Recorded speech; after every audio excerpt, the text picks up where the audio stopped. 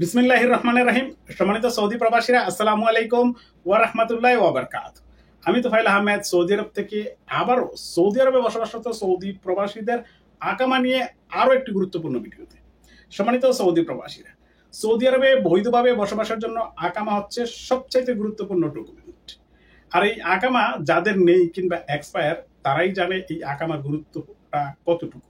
যদিও সৌদি আরবের আকামা করে দেওয়ার দায়িত্ব, নবায়ন করার দায়িত্ব হচ্ছে কফিল এবং কোম্পানির, ওভারঅল নিয়োগকর্তা।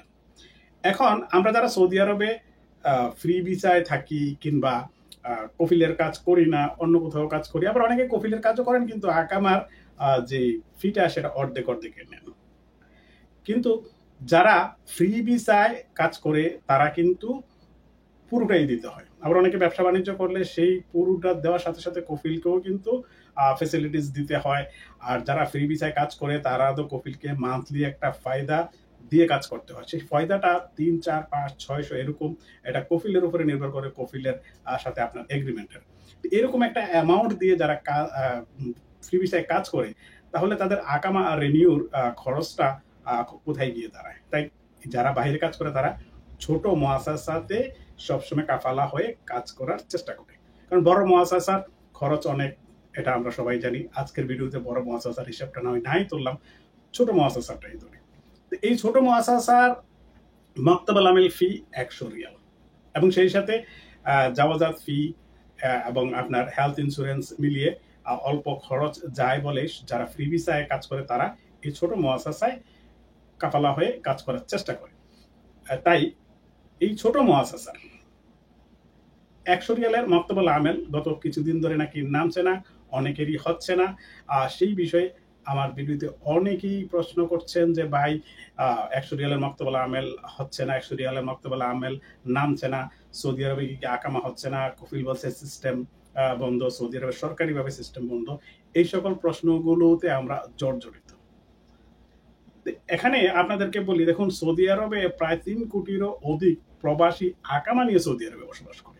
বিভিন্ন রকমের আকামা আছে, আপনার কাজের ভিসার আকামা আছে, ডিপ্লোমেসিক আকামা আছে, গোল্ডেন ভিসার আকামা আছে, আবার এখন আছে ইনভেস্টর আকামা।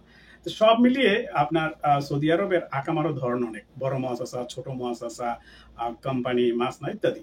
তো এখন ছোট মুআসাসার যে 100 রিয়ালের মাকতাবুল আমেলটা নামছে না, সেটা ছোট মুআসাসার যে মাকতাবুল আমেল 100 রিয়াল না নামার, সেটা কিন্তু সরকারি অনেকগুলো শর্ত থাকে। ছোট মুআসাসার লাইসেন্স কাদেরকে দেওয়া হয় সেটা প্রায় আকামা নিয়ে ভিডিওতেই আমি বলি।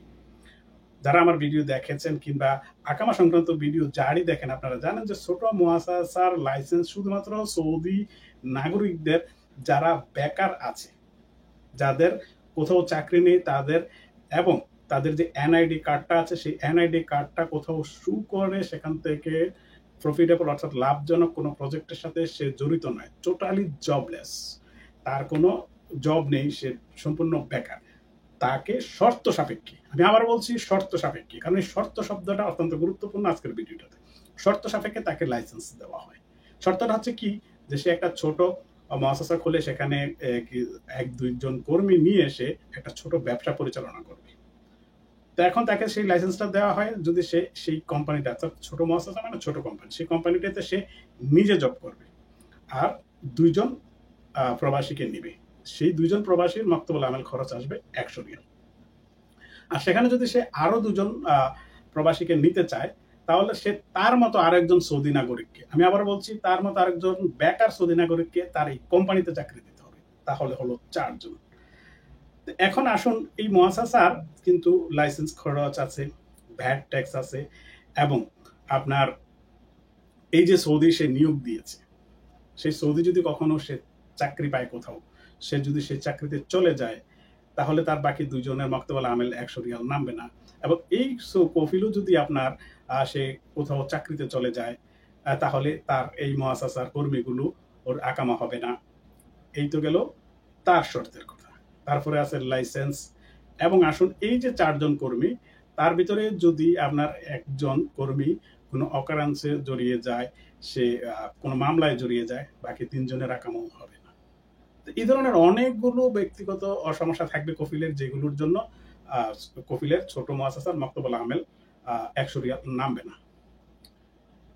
তো এখন কথা হচ্ছে যে সৌদি আরবের ওভারঅল আকামা কিন্তু হচ্ছে শুধুমাত্র যাদের কফিলের সমস্যা আছে। আমি যে উল্লেখিত সমস্যাগুলোর কথা বলেছি সেই সমস্যাগুলো আছে, তাদের আকামা হচ্ছে না, তাদের মক্তবুল আমেল খরচ নামছে না। এখানে অনেক কফিল তার কর্মীকে বলছে, কিংবা আপনারাও এসে বলেন যে ভাই আমার কফিলের কোনো সমস্যা নেই, তার সব কিছু ঠিক আছে, তারপরও নামছে না। তাহলে করণীয় কি? তাহলে করণীয় হচ্ছে তাকে সশরীরে জাওয়াজাতে যেতে হবে, অর্থাৎ ইমিগ্রেশন অফিস যেখানে আকামার মূল সেক্টর আছে। তো অনলাইনে ট্রাই করে। তো অনলাইনের বিষয়টা হচ্ছে যেখানে সবকিছু ঠিক থাকলে হবে, না থাকলে অনলাইনের কাজের উপর কেউ প্রেশার ক্রিয়েট করতে পারে না, সেটা আপনারা ভালো করেই জানেন।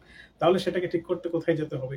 ঘোরাই তো যেতে হবে সেই জাওয়াজাতে। জাওয়াজাতে যাওয়ার পর যখন কফিল সেই জাওয়াজাত ইমিগ্রেশন অফিসারকে তার ডিটেলস দেখালো, সেই ডিটেলসে গিয়ে দেখলো যে হ্যাঁ তার কোথায় সমস্যা। যদি কোথাও সমস্যা থাকে তাকে বলে দিবে, সেই কফিল সেটাকে সলিউশনে আনবে।